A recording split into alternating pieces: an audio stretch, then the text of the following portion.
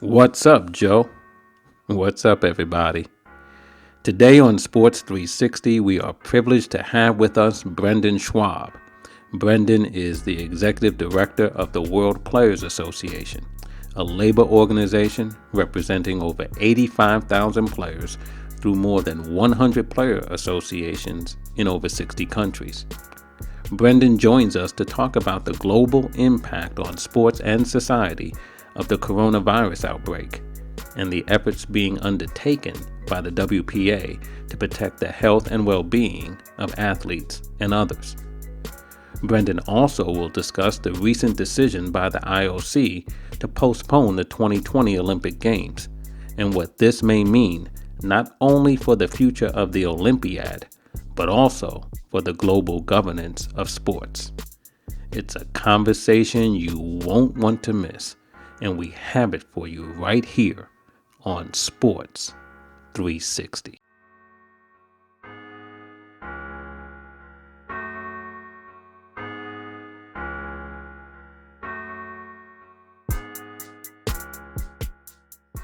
Joining me today on Sports 360 is Brendan Schwab.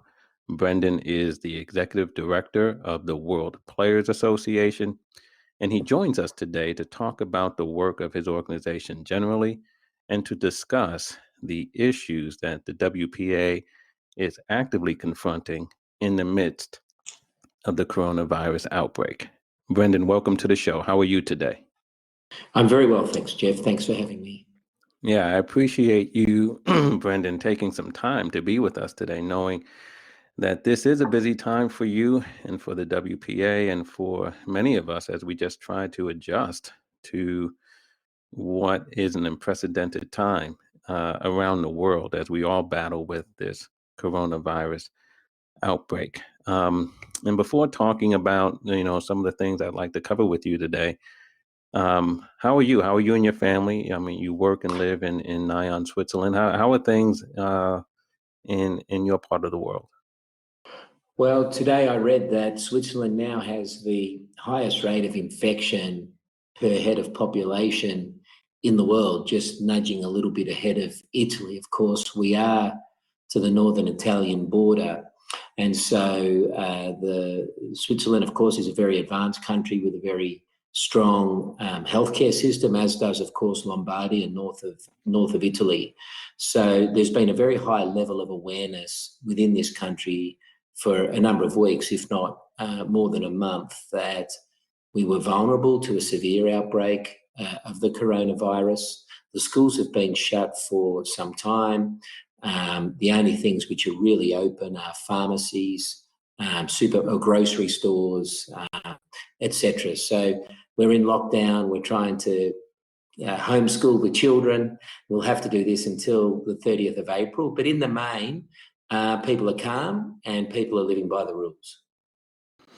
Yeah, that's good to hear. And, you talk about being on lockdown. I read something earlier this morning, Brendan, that said that a third of the planet is on lockdown as, the countries are responding to, this virus. And so it is something that so many are dealing with around the globe and obviously a very serious time.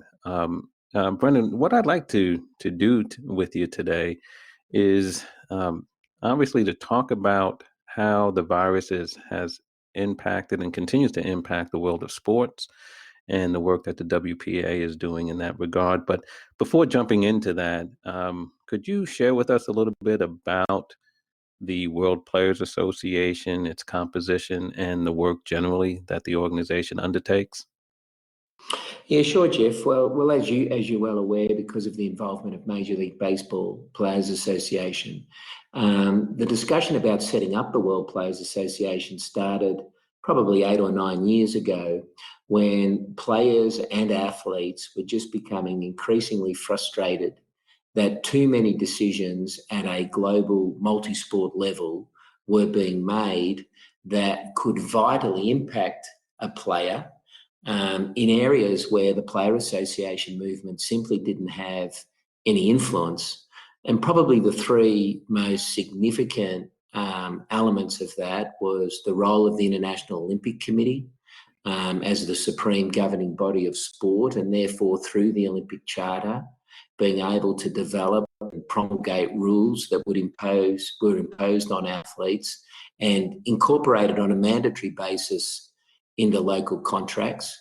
We also had, of course, the World Anti-Doping Agency developing what we regard in many respects as a very draconian and ineffective anti-doping system, designed in many ways for individual sports such as track and field and swimming and others, and that being, again, on a mandatory basis, picked up in many of the professional team sports without any process of collective bargaining. Of course, the North American sports have been able to bargain their own policies, and I might add, including Major League Baseball, have a much better track record in dealing with the problem of doping than we do globally. And the third area was really the role of the Court of Arbitration for Sport. It's been described that the Olympic movement, FIFA and others have really been able to develop a global law which can operate even to the exclusion of national law, but it's not governed in any democratic way. So what we felt was that we needed to build a force that could start to give players an equal say at the global tables where we were being excluded from. And we've started that process now and have made a lot of progress. It's we're at a delicate time now, of course, as the global sport, which it really does regard itself as being different, that sport somehow is different. The athletes need to be treated differently, and that they somehow can operate outside normal legal norms. And what we've now made clear, and we're seeing, and we'll probably talk about it shortly, that international human rights norms need to apply to the athletes as people, and that if global sport is to be governed in a legitimate way, then it needs to respect the fundamental rights of everyone who's affected by it, including, of course, the athletes. Now, Brendan, that's a pretty daunting undertaking, right? And obviously, it's important. And when we talk about the WPA and trying to affect some of these changes that you're talking about, one of the things I've always been impressed by is, the composition, right? We're talking about the WPA representing 85,000 or more athletes in 60 countries, 100 or more players associations. And so trying to affect these types of changes on a global scale, give us an idea of some of the challenges there, because it would seem to me, we have competing interests even among, or potentially competing interests even among affiliates. Well, I think that there's been a great sense of solidarity on the part of the affiliates, but in many ways, we're just a continuation of the great struggle, which really started in the 1960s, particularly with the players' associations in English soccer and in the United States, especially baseball. And they were able to create, three critical planks. The first one is that the players are not different. They're actually workers. They're performing a job, and therefore they're entitled to be considered as employees. They can then develop a trade union and act and organise collectively. And where the sports governing bodies acts in an anti-competitive way, and we've seen this a lot with the use of antitrust law, for example, in the United States, but also in many other countries, be it England, throughout Europe, Australia, New Zealand, Canada, we can hold those sports governing bodies to account. And that struggle has actually brought about incredible benefits, not only for the players, but also the sports concerned.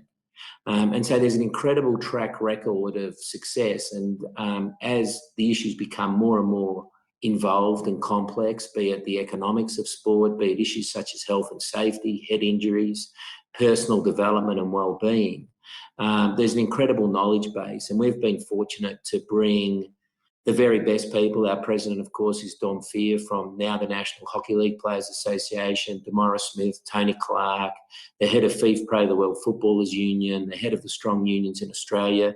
They've all come together with really two objectives in mind. One is to exchange best practice, so we learn from each other and we learn from these struggles that we've been through and what the common elements have been. And the second is to advance the common good. And I think when we have a very clear focus on what that common good is, then the contest or the competition between the affiliates hasn't really emerged. And I've been very pleased with the unity of purpose that we've been able to deliver. Yeah, and that's fantastic because it's so vital. Because here in North America, Brendan, I think, the view is, we're very familiar with, the MLBPA and the NFLPA, NHLPA, and others, that have a real strong voice on behalf of their players. But that type of strength among players' associations is not universal, right? I mean, in other parts of the world, you have varying degrees of effectiveness and cohesion and development of the players' associations, and so having the North American associations, FIFPro, and some of the other stronger unions around the world, as you said, sharing best practices, I believe just helps lift up the entire body of player representation. And I believe that's important.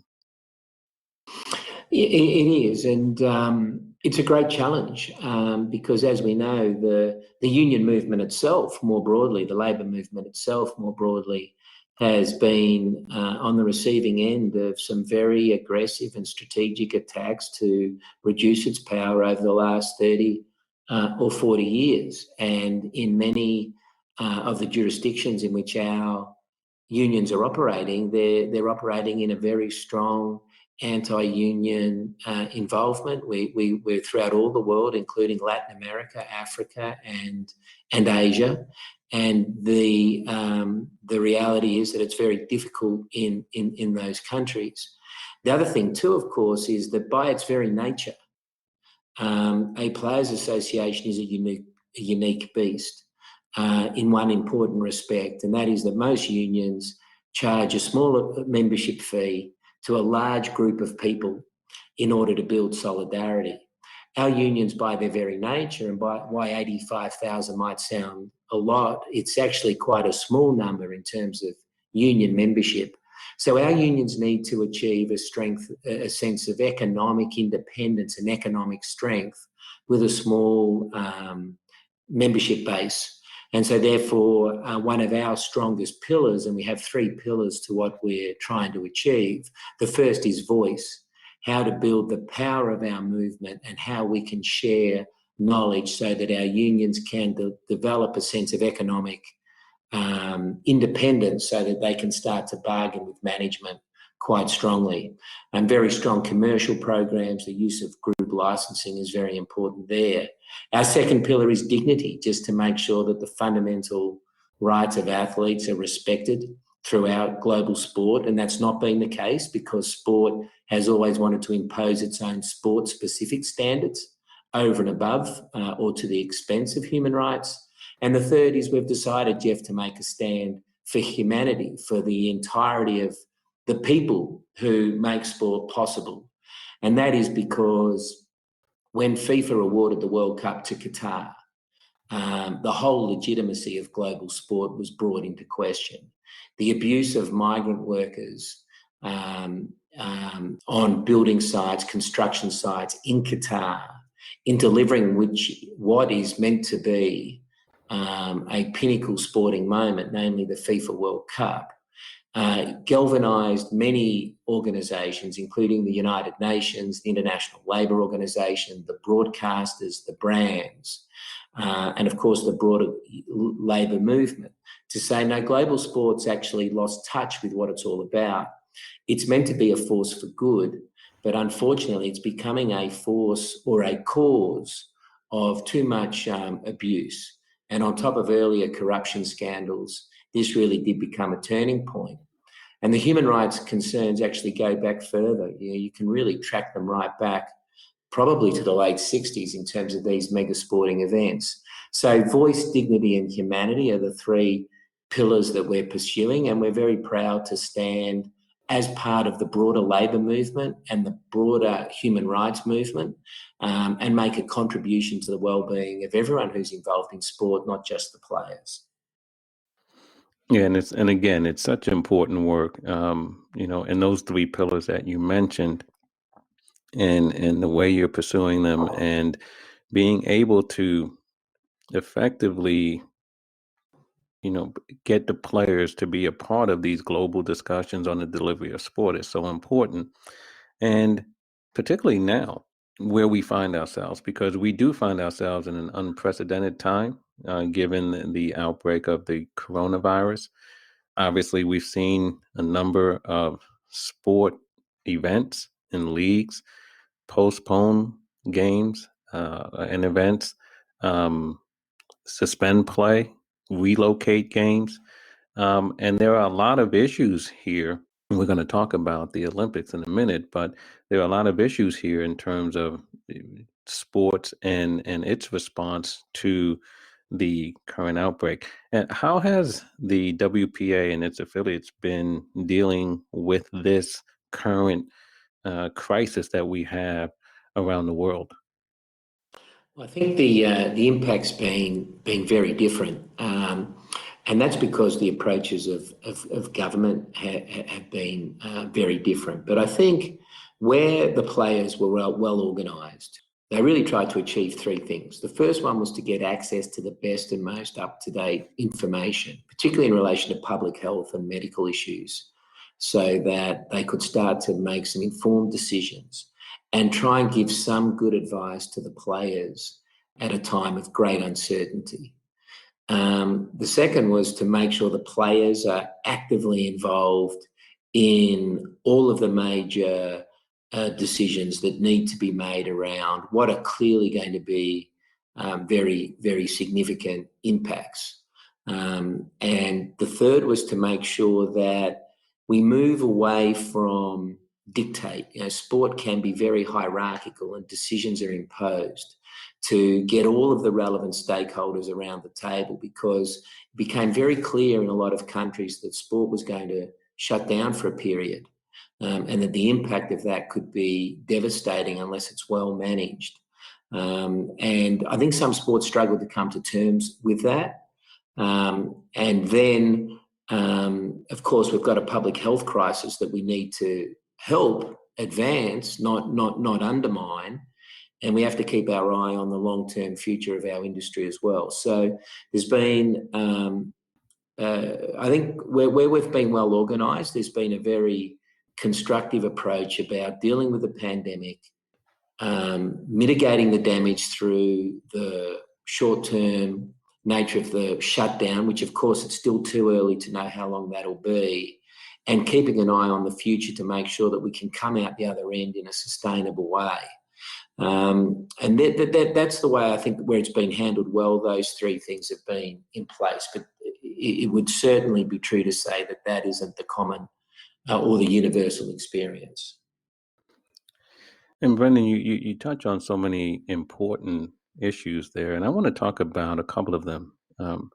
You mentioned the importance of having access to the most up-to-date information that's available, and that is so critical. And one of the things that I believe we now know not to be true was the early reporting that we heard about what segments of the population may be most vulnerable to the virus. We heard a lot about the elderly. We heard a lot about those who had some, issues with their immune system. They had a compromised immune system, but that if you were otherwise healthy, and especially if you were young and fit and strong, that this would not necessarily have much of an impact on that segment of the population. And we now know that's not necessarily true, as several athletes have given some very harrowing accounts of how they are dealing with the virus. They've contracted the virus and they've been debilitated. And we've heard some very graphic descriptions from world-class athletes of how they've been affected. Can you talk a little bit about that aspect of it, that we now know that the young and fit are now not immune from this virus? Yeah, I think we need to understand that this really, whilst it's the second incarnation, so to speak, of the SARS virus, it really only emerged late last year, and it wasn't really until the end of January that there was some transparency about what had occurred in China. But what we knew about the virus was that at a macro level, it's highly contagious. It can be transmitted by people that are not showing symptoms. And it's a respiratory virus, so it attacks the lungs, which of course are of critical importance to everybody, especially athletes. And so the key issue was the rate of to which this virus would become contagious, and the capacity of public health systems to deal with that level. And we were very concerned, and it happened only last week, that the International Olympic Committee, for example, organised a conference call with some 250 of its athlete commission representatives. And the medical advice given to those representatives was that athletes will suffer only mild flu-like symptoms, that they're young, they're fit, they're strong. And that was really problematic in two respects, not just that athletes themselves may be vulnerable, but more importantly, what this can do in terms of young people being given a message that they'll be okay in circumstances where they can contribute to spreading the virus to people who are certainly a lot more vulnerable. And there have been more deaths with people with compromised immune systems, and also among the elderly. That is why we needed very much to get access to our own information, and we've been working very hard to build a relationship with the World Health Organization. And we're very pleased to see its Director General issue some very strong statements last Friday that that made it clear that young people will become very sick, that young people may die. Tragically, we have seen a relatively high fatality rate, I think, by global standards in the United States, for example, for people between 20 and 44. But what this also meant is that some playing groups were put under enormous pressure to continue to play, even behind closed doors, in order to satisfy broadcast agreements. And they were effectively being asked to choose between the economic viability of their industry and their own health and well-being, and the health and well-being of those they come into contact with. And we felt that that was really an untenable position for players to be put into. Yeah, there's no question about it. That tension of, continuing to play and the pressure to continue to play, and the public health issues, because as you said, it's not just the athletes, but everyone that the athletes come in contact with. Brendan, I'd like to make sure we spend some time talking about what for us is, the most recent development on the global sports stage, and that is the decision by the IOC to postpone the Summer Olympics. We're talking here on March 25th, and so the announcement was a day or two ago. And I want to ask you about that generally, Brendan, but also as well, the statement coming out of the IOC that the Olympics will be postponed to no later than the summer of 2021, I find a bit curious. But what can you tell us about the postponement of the Olympics, your view of it, and also what seems to be, the rescheduling that could be before the summer of 2021? Well, first I would say, Jeff, that we welcome the decision to postpone the Games. We felt it was inevitable, unavoidable. But for a long while there, it was looking unlikely. You know, the International Olympic Committee is a unique beast. It's a very hierarchical organisation. Its president wields enormous power, and it for a long time, even as recent, I think it was last Tuesday or Wednesday, that the athletes met in the circumstances I just mentioned. It was very much a business as usual approach. That the games are still some 4 months away. This health crisis will have gone away by then. But when we spoke to athletes, and not just those that are members of our unions, but also in sports such as track and field, swimming and others, two key things really emerged. The first one was that they were worried about involving themselves in a mega sporting event of the scale of the Olympic Games and exacerbating the health crisis, and just whether it was the right thing to do from a humanitarian point of view. Remember, the key issue here is the capacity of health systems to deal with the level of contagion, and at this stage we have not yet seen high levels of spread of the virus in Africa, in Southern Asia, in Latin America. And so the idea of the Olympics being a compounding factor was something the athletes made very, very clear to us. The second is they were being told to go away, train, prepare as usual in circumstances where, because of the national health precautions, the gymnasiums, the swimming pools, the tracks, the facilities, all of them were simply closed. And so it was an impossible request for the athletes, and they were becoming very stressed about that.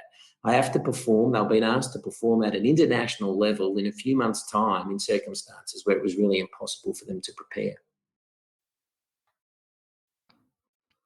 Yeah. And I think, as you said, it seemed like this was an inevitable decision that was made by the IOC, but yet it was pressure that was starting to be put on by, you had the various Olympic committees around the world that were putting pressure on the IOC. Was the WPA part of that? Were you in communication with the IOC and urging them to to consider what ultimately was the decision to postpone these games? Absolutely. And I think what's really interesting about that is that this was unique set of circumstances, and hopefully it can bring about a change in the culture by which the IOC makes decisions, because as I mentioned, it likes to be hierarchical. It likes to dictate outcomes, and it's used to doing so. But had that been left alone, a very, very bad decision would have been made.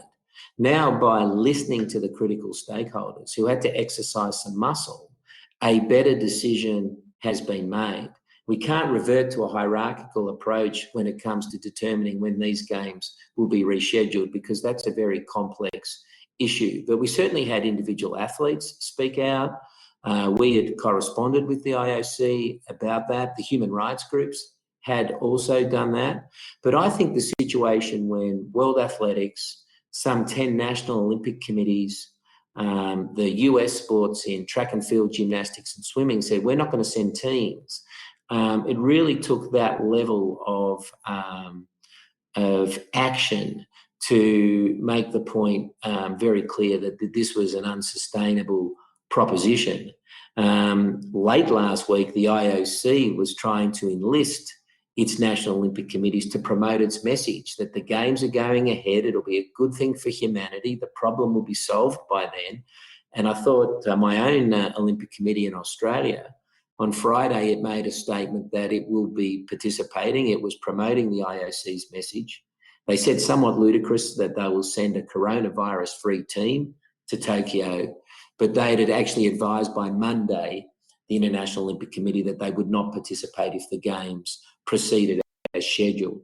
So that's an unprecedented set of circumstances. I think hopefully the IOC needs to understand, certainly when it comes to the players and the athletes, you can have your own internal process of consultation, but you're not going to get the hard information that's needed. That's very much an information vehicle. The information's one way. It goes from the IOC to the athletes. And what was required here was for the IOC to listen to the athletes, not impart information. And that had to come through external communications. Is that something, Brendan, that you think is unique to where we find ourselves today in the midst of this pandemic?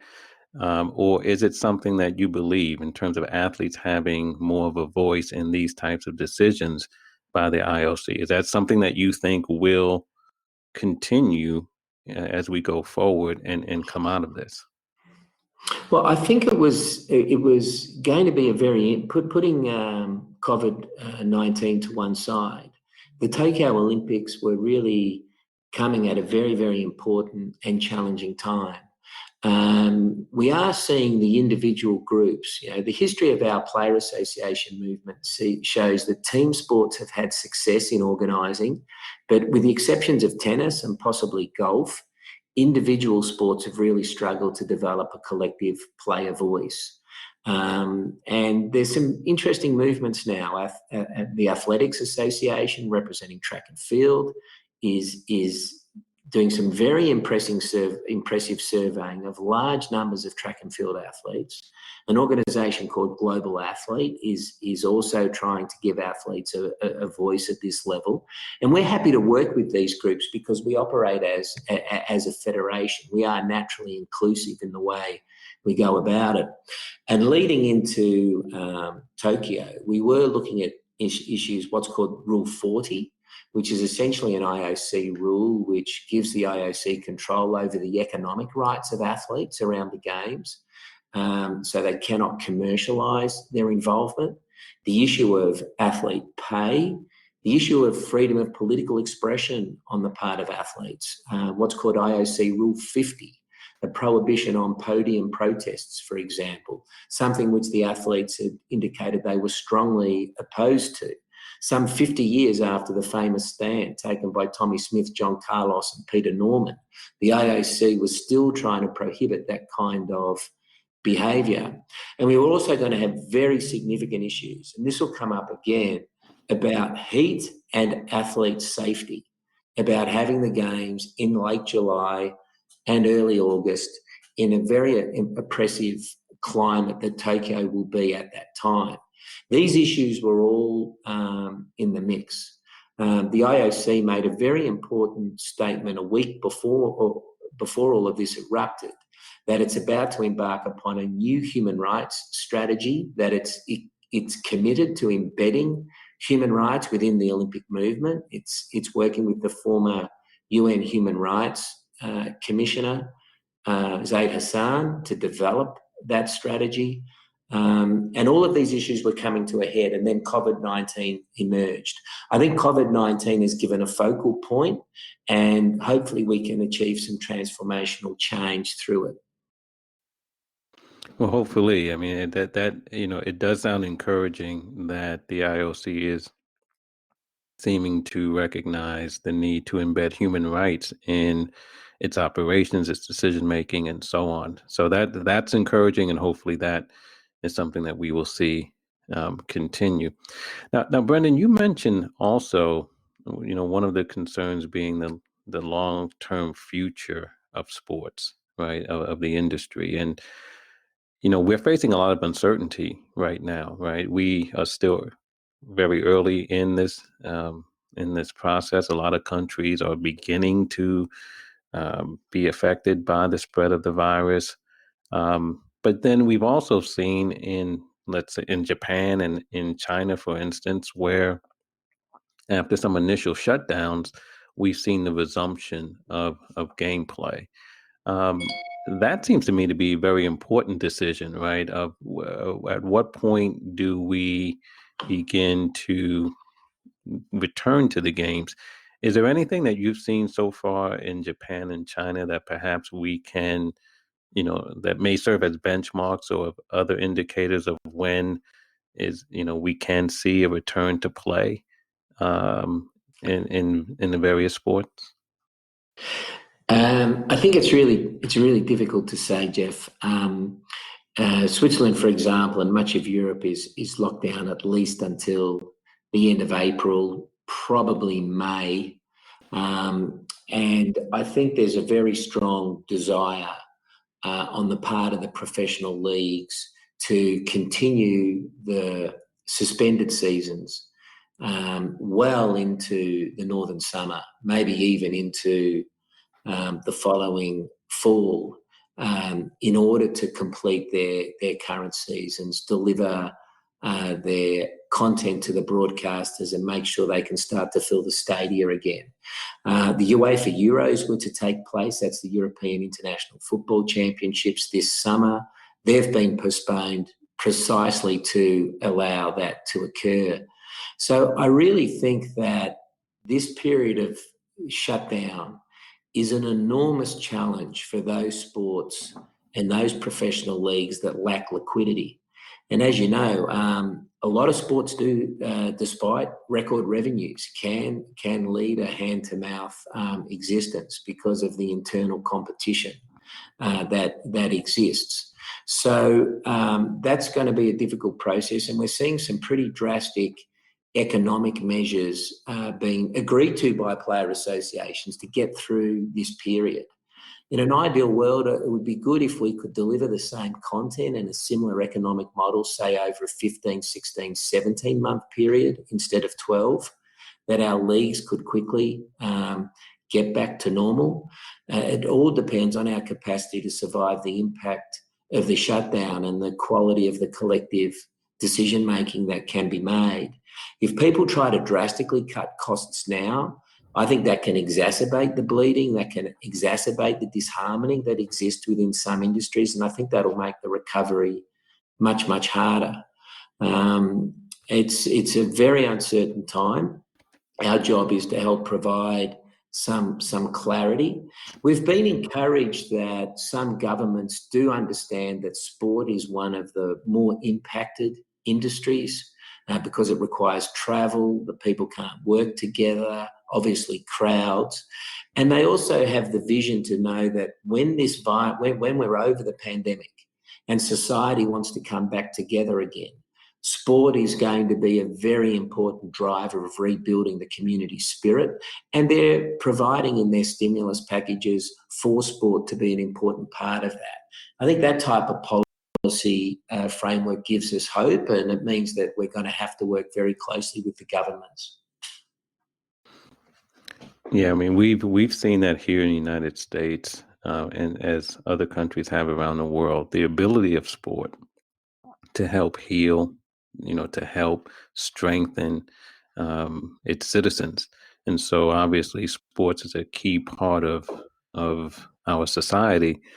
But Brendan, I don't want to lose this point. As much as we're talking about athletes and we're talking about sports generally, there are so many men and women who are involved in the delivery of sports, who are behind the scenes. And here in the United States, we've seen some of the leagues and even players step forward and say that they want to support, and those who are working behind the scenes, who work in the stadiums and the arenas during this time, because a lot of people are economically affected by this as well, obviously.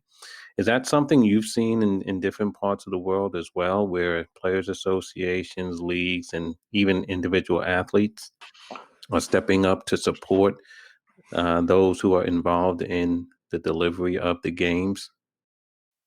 I think we saw some great examples in Germany, for example, with the players at Bayern Munich and so on. But the reality is, Jeff, that for many players, they don't earn money like they do in North America or in the top 5 European leagues.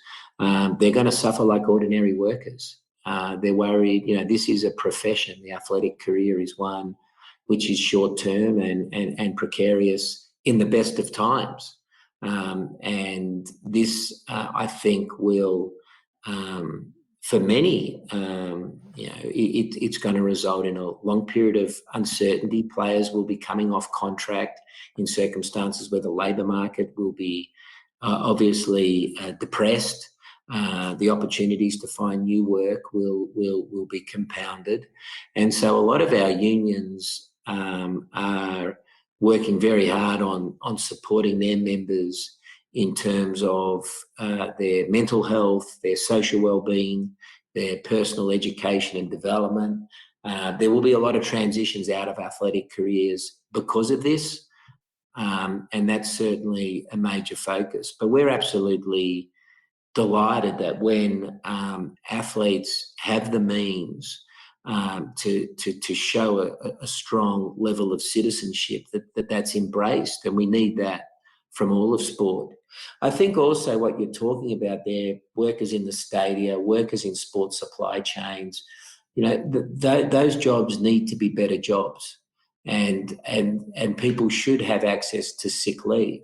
People should have access to the necessary sanitation precautions so they don't get sick and they don't spread the virus. They need health care. There's certain things which need to occur, and we're very much supporting the broader efforts of the labour movement. We're part of a global union which represents the services sector, Uni Global Union, and we're very much driving those messages to make sure that people are protected at this time. And of course, many service workers are in the front line, aren't they, of trying to keep society functioning at this difficult period. I appreciate that perspective, Brendan, because, look, I'm probably as guilty as many here in North America of, sometimes viewing sports through our unique lens. And so, I appreciate the comment about, some athletes having to transition out of the game in other parts of the world, and also not being in a position to perhaps support or do certain things for those who are involved in the delivery of sport because of their own situation. But certainly we have seen in here in the States and around the world where when those associations and athletes can do something, they are. And I think that's a testament to sort of this awareness that athletes and their representatives have in supporting those who are vital to the delivery of the game. So, Brendan, what's next on tap? I mean, what is this? Obviously, we're in the midst of a crisis that is ongoing. So, it would seem to me that in a lot of ways, there's a lot of work ahead of you in the WPA. And that would include, I would imagine, continued dialogue with the IOC, yes? Well, we hope so. The IOC has already issued a statement today that the decision on postponement needs to be made urgently. Well, when I say postponement, I mean rescheduling. But that's such a complex matter. With the Euros of football going into next year, we also have women's football. The basketball leagues will be continuing on. The whole scheduling of sport in 2021 risks being some form of bottleneck. And the Olympics are important, and we really want a successful Tokyo Olympiad. We've made it clear how much we respect the investment being made by the Japanese government and the Japanese people and the people of Tokyo into delivering a successful games. But we have to actually secure the viability of our industry, and that's even step two. Step one is actually to defeat the pandemic. And so we've been very pleased to see how many players, and this is a universal commitment, I think, Jeff, who have taken to social media to spread the message on the necessary precautions that everyone in society should be taking to help defeat the virus. And I think what we would like to see is the IOC sit down with the unions, which is a big challenge for it, sit down with the bodies in professional sport and all the other sports, and make sure that we can reschedule the Tokyo Olympics at a time when it's safe, at a time when the very best athletes can attend, at a time when the people of Japan can embrace the games. There's been a suggestion, for example, that they would take place behind closed doors, which is something we don't support, and also ensure that they can take place in a way which is universal. so that the entire international community can attend without contributing to COVID-19. There is a concern that this virus will hit in 2 or 3 waves. And so we have to be very careful. There's a lot that needs to be done. And I think that what we're hoping is there'll be a change in culture at the highest levels of global sport so that these decisions can be worked through methodically. And it might take more than 1 year, and it certainly might extend beyond the northern summer in 2021 before these issues can be resolved. Yeah. And Brendan, I will say this, and that, the work that you're doing and the work that the WPA is doing to attempt to affect that change in culture is important. And obviously, wish you all the best with that and look forward to continuing to stay in touch with you and working with you as we can to be a help to that. But Brendan, I do appreciate the time. I know you have a lot going on. And so I just want to thank you for coming on today and sharing the perspective of what's going on around the world and the work of the WPA in looking to advance the cause of athletes and of those involved in the delivery of the games that we love so much. So I appreciate you taking the time to do that for us today. Oh, thank you for your interest, Jeff, and it's a pleasure to talk to you. Thank you, Brendan.